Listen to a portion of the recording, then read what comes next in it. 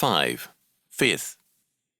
I know two women, kin to one another, who are both openly Christian. The first often speaks of her faith as her most precious possession, her comfort and her joy. I do believe that she is a Christian, but her faith is like fire and life insurance to her. She has the faith more than the faith has her.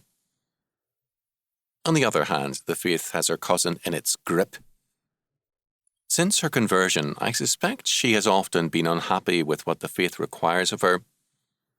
She can at times echo, I am sure, Jeremiah's statement that God's word is, quote, "In mine heart is a burning fire shut up in my bones," Jeremiah 29.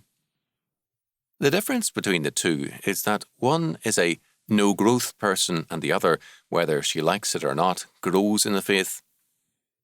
When the faith is more than a possession, but a fire in our being that possesses us, we are governed by it.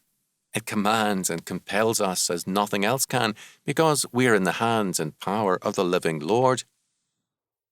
Faith must point beyond itself because, quote, "Faith is the substance of things hoped for, the evidence of things not seen," Hebrews 11:1.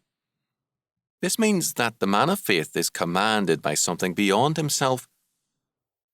The goal of salvation is not our redemption, but that the will of God be done and His kingdom manifested. Salvation requires that we serve God with all our heart, our mind and our being, and our neighbours as ourselves. Does your faith command you